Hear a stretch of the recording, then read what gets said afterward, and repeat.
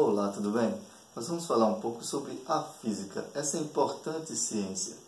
Você chega lá no ensino médio, aí começa o estudo da física pela mecânica, que está subdividida em cinemática, que estuda os movimentos sem levar em consideração as suas causas.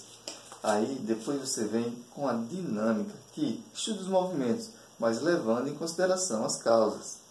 E depois você tem a gravitação, a estática e a hidrostática. Lá no segundo ano do ensino médio, você vai estudar a termologia, também a ondulatória e a óptica. E no terceiro ano, você vai estudar a eletricidade, que está subdividida em eletrostática, eletrodinâmica e eletromagnetismo. Então, resumimos aí um pouco do que você vai estudar no ensino médio sobre física. Vamos conhecer agora alguns conceitos importantes de física. Grandeza escalar. O que é uma grandeza escalar? É aquela que está bem definida com um valor e uma unidade. Por exemplo, massa. Massa é 5 kg. O valor 5 e a unidade de medida quilogramas. Está muito bem definido quando você fala isso. Grandeza vetorial é aquela que necessita de um valor numérico com uma direção e um sentido. Por exemplo, a força.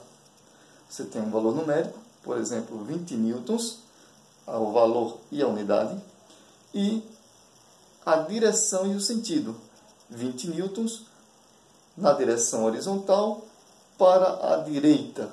Então você está definindo bem o que é uma grandeza vetorial.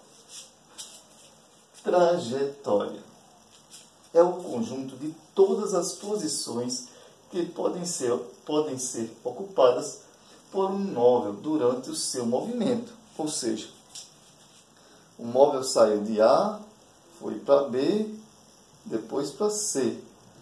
Todos esses conjuntos de pontos vai formar a trajetória. Agora, o espaço é o valor algébrico da distância medida sobre a trajetória entre o móvel e a origem dos espaços. Então, por exemplo, aqui você tem a trajetória e o espaço vai ser essa posição final menos a posição inicial, ou seja, esse daqui é o espaço. Então, definimos aí alguns conceitos importantes de física. Vamos falar de mais alguns. Por exemplo,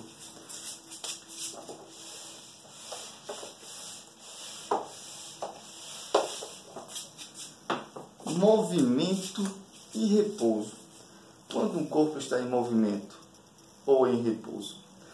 Se eu perguntar, um carro a 100 km por hora está em movimento ou em repouso?